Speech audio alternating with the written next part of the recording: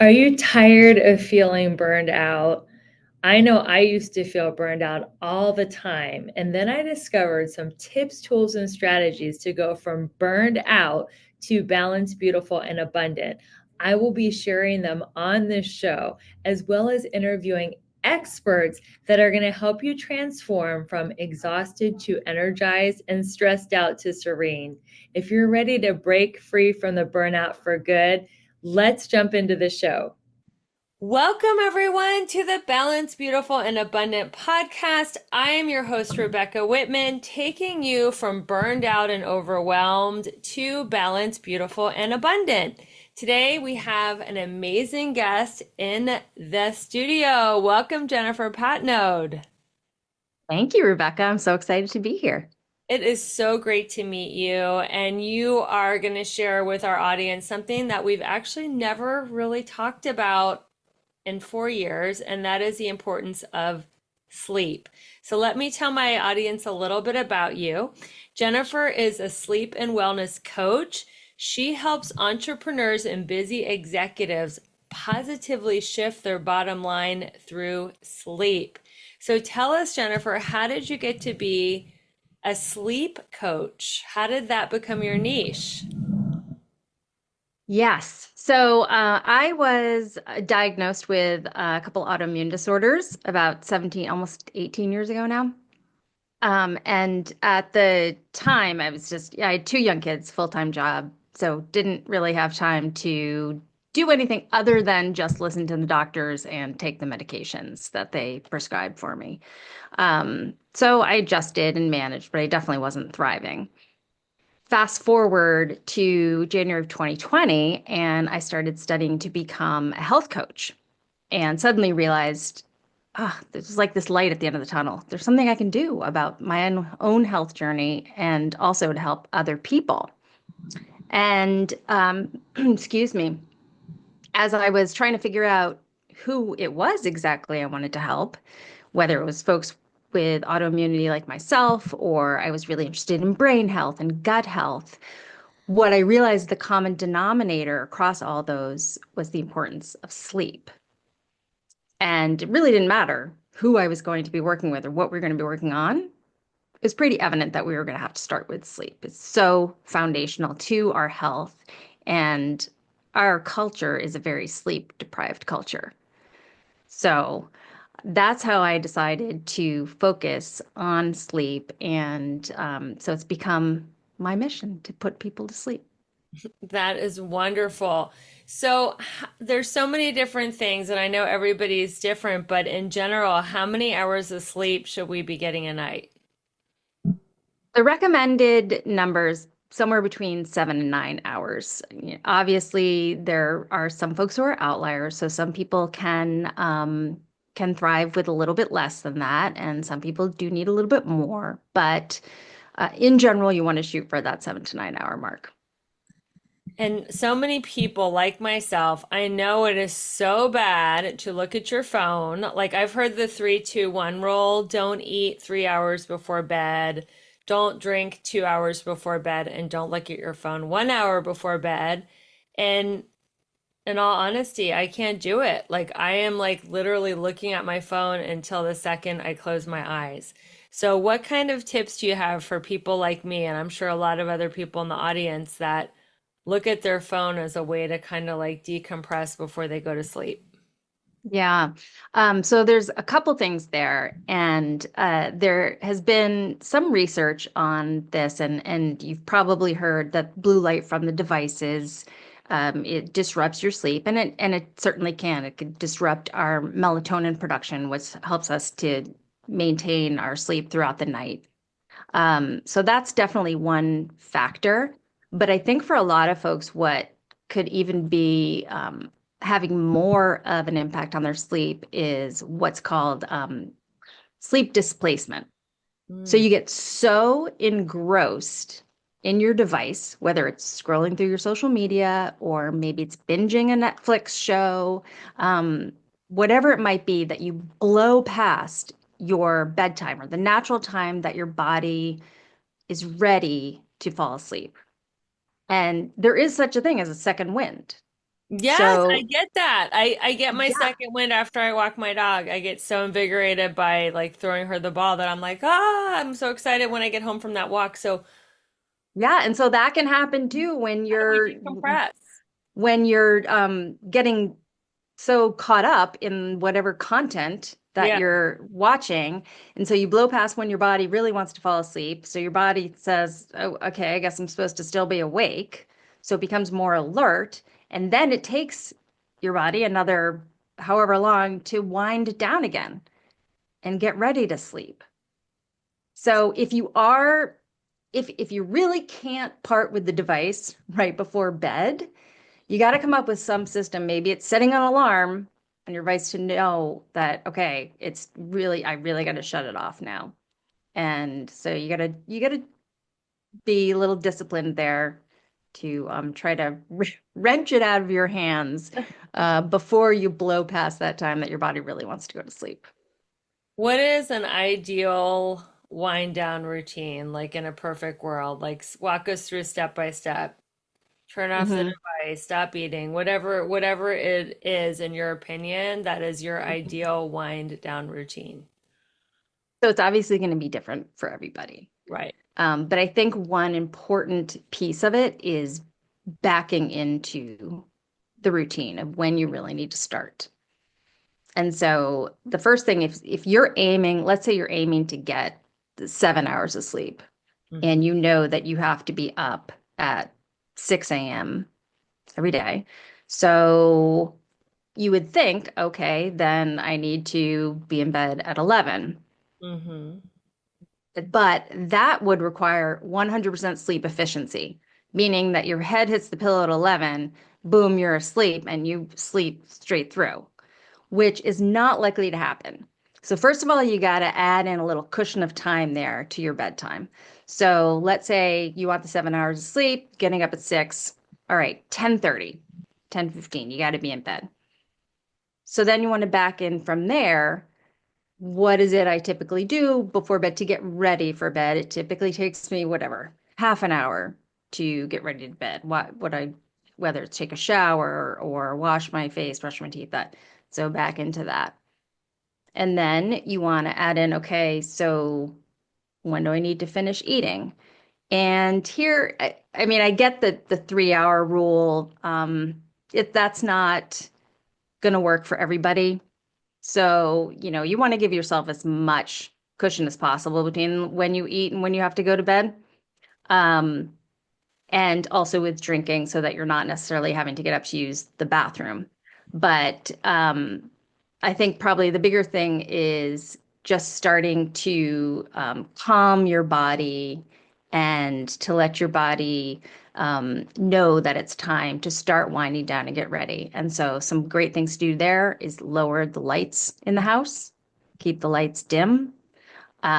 Make sure that when you are going into your bedroom space, that the ambient room temperature is on the cooler side because that's a cue to the body that it's time to sleep because our core body temperature naturally dips in the evening.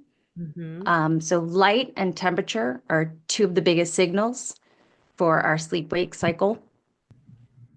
Are you tired of endless diets and frustrating results? I know I was, and I didn't want to count calories, count macros, and I definitely didn't want to jab myself in the stomach with a needle to get the benefits of GLP-1. I'm so grateful I discovered the body transformation system. I have been on this easy to follow supplement program for a month, and I cannot even believe it. I went from 25% to 17% body fat. I haven't been under 20% body fat in my entire adult life.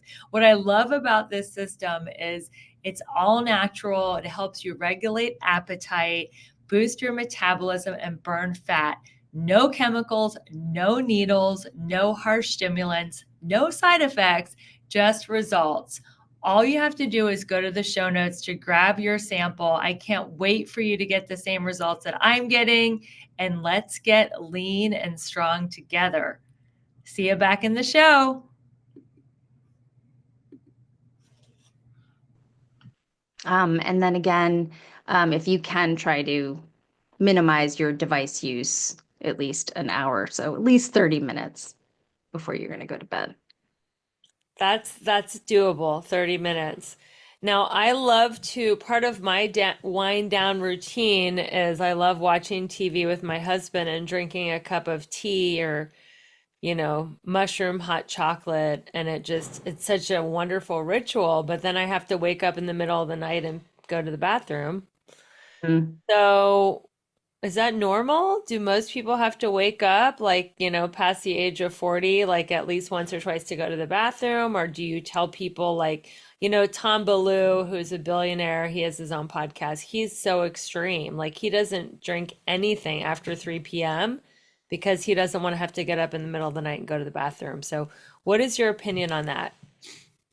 So I mentioned that I was diagnosed with an autoimmune disease, which is Sjogren syndrome, and one of the hallmark symptoms is dry mouth.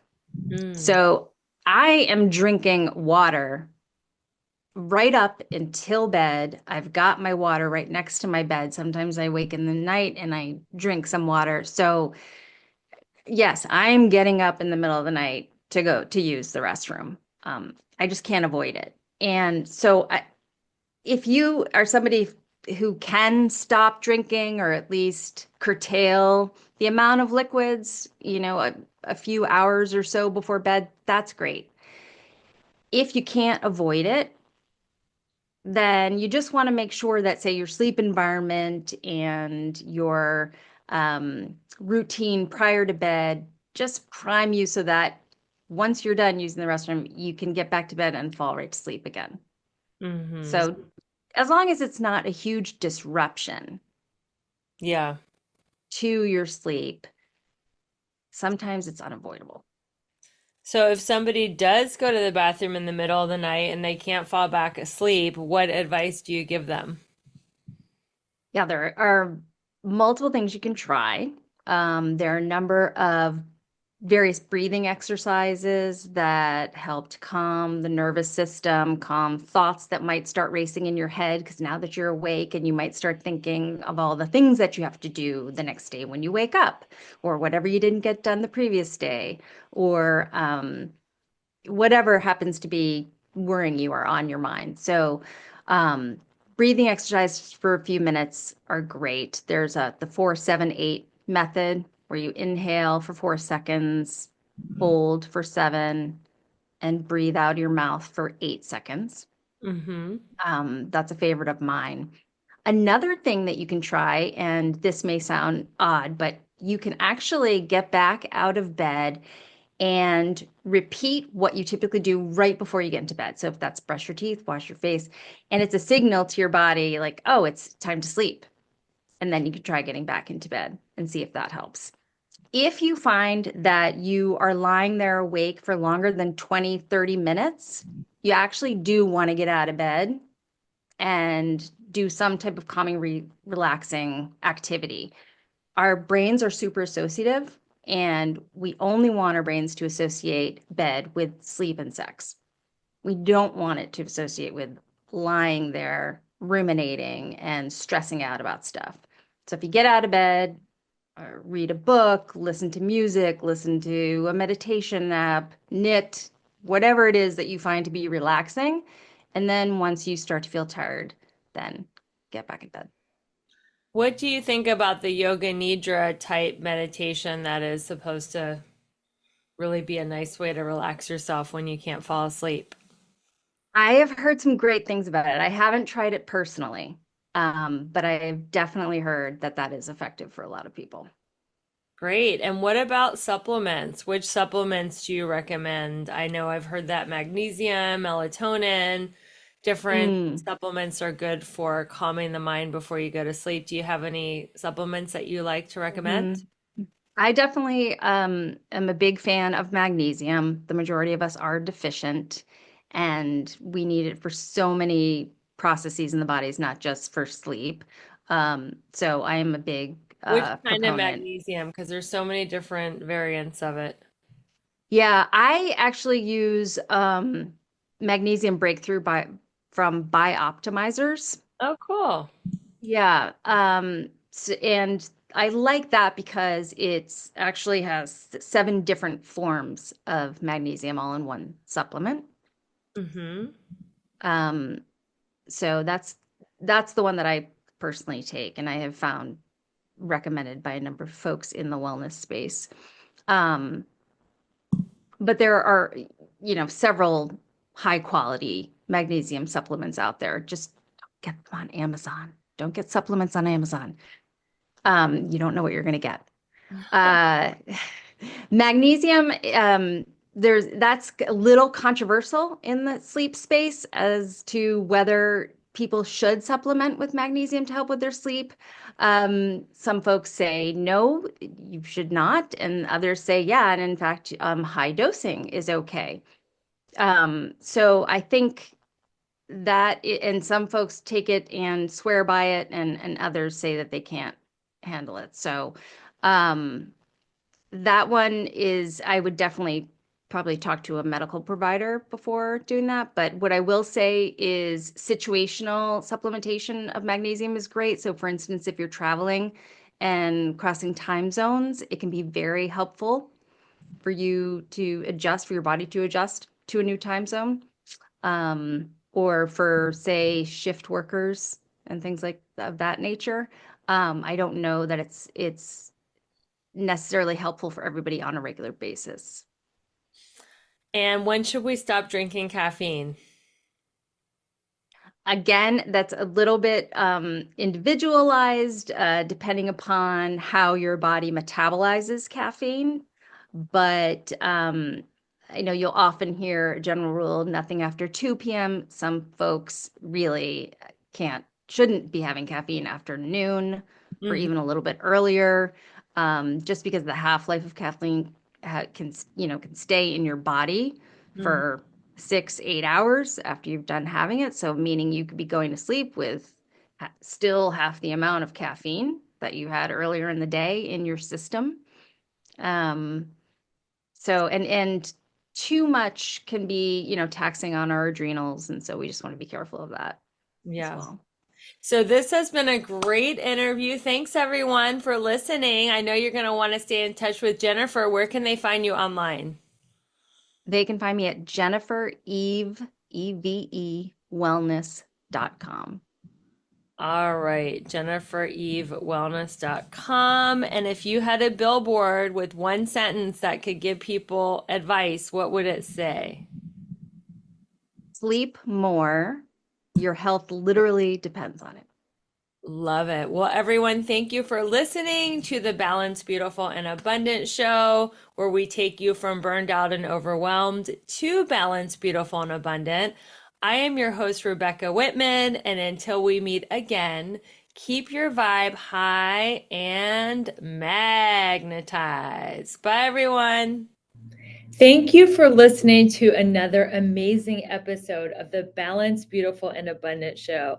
I hope you found great advice and actionable tips. Don't forget to share this episode with a friend. And if you loved it, rate, review, and subscribe. We are so excited to watch you transform from burned out to blissed out as you continue with us on this transformation journey.